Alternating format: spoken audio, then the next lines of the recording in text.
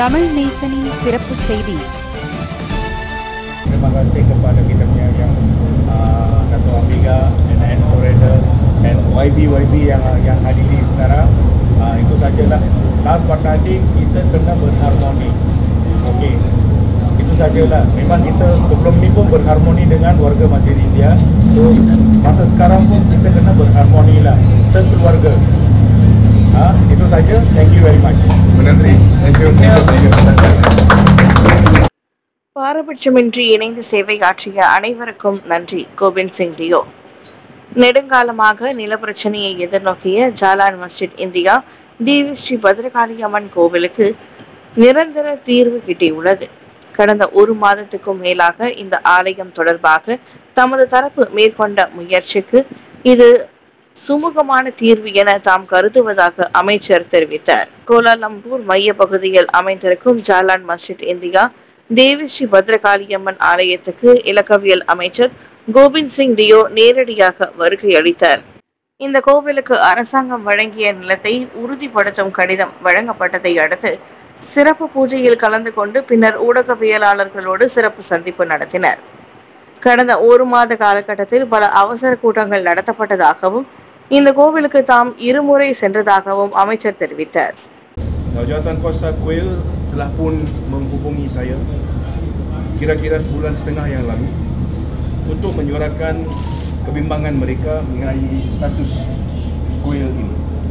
Mereka telah pun meminta bantuan daripada pihak saya dan pejabat saya. Kami terus memulakan kerja-kerja bagi tujuan membantu dan kami berhubung dengan pihak-pihak yang berkaitan. Saya juga telah pun pada masa itu membuat lawatan kepada kuil ini banyak 2 kali. Yang berhormat P. Prabakaran, saya ingin juga merakamkan juga telah pun banyak membantu jawatankuasa kuil secara aktif. Beberapa cadangan telah pun dikemukakan untuk menyelesaikan masalah ini, tetapi kepada kita setelah membincang, perkara yang paling penting adalah bagaimana kita dapat cari jalan penyelesaian yang terbaik untuk menyelesaikan masalah ini. Ini telah pun membawa kepada beberapa perbincangan. Siri perbincangan telah pun diadakan di antara pihak kuil, jawatankuasa dan juga agensi-agensi kerajaan, dan ianya telah pun disusuli dengan beberapa mesyuarat yang intensif dalam minggu yang lalu. Saya ingin merakamkan setinggi-tinggi penghargaan saya kepada Menteri di Jabatan Perdana Menteri dan Persekutuan Datuk Seri Dr. Zaliha Mustafa, Saudara YB Prabakaran, YB Kepulauan Negeri, Datuk Bandar Kuala Lumpur Datuk Seri Maimunah Muhammad Sharif dan pasukannya daripada DBKL yang telah pun membantu kami mencari jalan penyelesaian ini.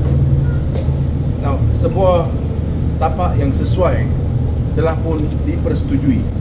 Tapak baru tersebut seluas 4,000 kaki persegi dan terletak kurang daripada 100 meter daripada lokasi sedia ada kuil ini.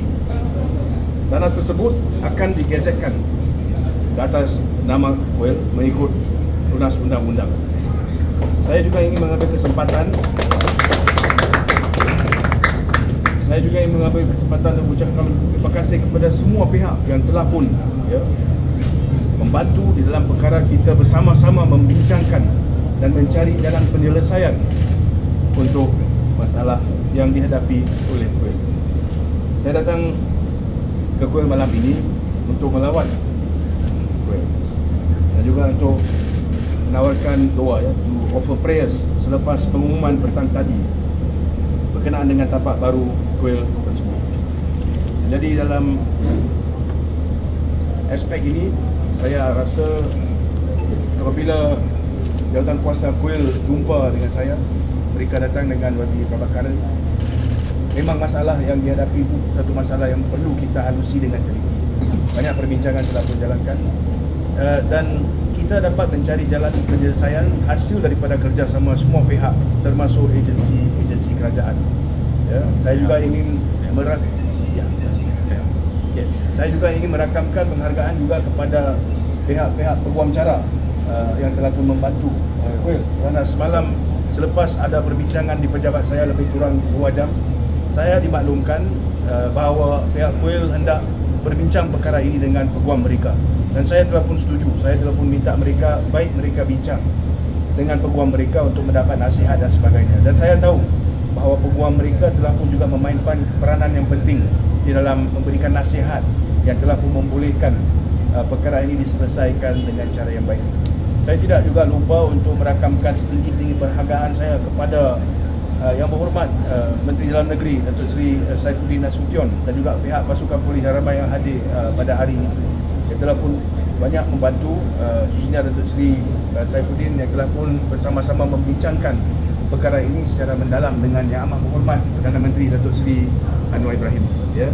Perdana Menteri telah pun menyatakan beberapa hari yang lalu bahawa perkara ini harus dibincang dengan baik dan diselesaikan, dan saya lihat hari ini memang tujuan itu telah pun dicapai. Kita telah pun mencapai satu persetujuan yang diterima oleh pihak kuil dan perkara ini dapat diselesaikan dengan baik. Jadi saya mengalu-alukan perkembangan ini dan saya rasa terbiarkan apa-apa urusan lain diteruskan, tapi buat masa sekarang saya mengucapkan terima kasih tinggi-tinggi penghargaan saya kepada semua pihak. இந்த கோவில் இருந்த இடத்திலேயே இருக்க வேண்டும் என்பது பல பக்தர்களின் எதிர்பார்ப்பானாலும் மாற்று நிலம் 100 மீட்டருக்கும் குறைவான இடத்திலேயே அதே பாதையிலேயே அமைந்திருந்தது. இந்த கோவிலுக்கான நிரந்தர தீர்வை எட்ட கூட்டரசு பிரதேச அமைச்சர் டாக்டர் ஜலிஹா முஸ்தபா, உள்துறை அமைச்சர் சைஃபுடின் நசுதியோன், இதர அமைச்சர்கள், துணை அமைச்சர்கள், நாடாளுமன்ற உறுப்பினர்கள், கோவில் நிர்வாகம், மலேசிய இந்து சங்கம், அரசு மலேசிய போலீஸ் அதிகாரிகள், வட்டார பக்தர்கள், கோலாலம்பூர் மாநகர் மன்றம் என பல தரப்பிடம் பலமுறை பேச்சுவார்த்தை நடத்தப்பட்டது. பின்னர் ஆலய நிர்வாகத்தினர் தங்களுக்கு முன்வைக்கப்பட்ட தீர்வையொட்டி அவர்களது தனிப்பட்ட வழக்கறிஞர்களோடு கலந்தாலோசனை நடத்த அவகாசம் தேவைப்பட்டதையும் அமைச்சர் பதிவு செய்தார். இந்த சர்ச்சையை கேள்விப்பட்டவுடன் ஆலயத்துக்கு தாம் நேரில் சென்றதோடு 3 மாற்று நிலங்களை தாம் பார்வையிட்டதாகவும் அதற்கு பிறகு இந்த நிலத்தை உறுதிப்படுத்தியதாகவும் அமைச்சர் தமது அறிக்கையில் குறிப்பிட்டார். ஆலய நிர்வாகத்தினரின் ஒப்புதலோடு இந்த நிலம் தேவி ஸ்ரீ பத்ரகாளியம்மன் நிலப்பட்டாவோடு வழங்கப்பட்டுவிட்டது. பெரும் சவாலாக விளங்கிய இந்த ஆலய பிரச்சினைக்கு தீர்வு காண தம்மோடு இணைந்து உழைத்த பத்து நாடாளுமன்ற உறுப்பினர் பி பிரபாகரனுக்கும் டத்தோ பண்டார் மைமுனா முகமது ஷெரீப் அவர்களுக்கும் சட்ட ஆலோசனை வழங்கிய வழக்கறிஞர்களுக்கும் அரசு நிறுவனங்களுக்கும் தற்கால நிலையை புரிந்து தம்மோடு இணைந்த பொதுமக்களுக்கும் அமைச்சர் தனது நன்றியை பதிவு செய்தார். ஆலயம் என்பது இந்தியர்களின் வழிபாட்டு தலமாக மட்டுமல்லாமல் சமூகத்தை ஒன்றிணைக்கும் மையமாகவும் செயல்படுகிறது. ஆக ஆலயங்கள் முறையாக பாதுகாக்கப்பட வேண்டும் என தாம் கேட்டுக்கொள்வதாக அமைச்சர் தமது அறிக்கையில் குறிப்பிட்டார். நம்ம தமிழ் நேசன் டிவியை லைக் பண்ணுங்க,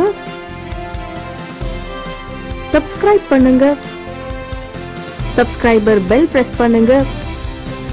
இது ஒரு தமிழ் நேசன் டிவி தயாரிப்பு.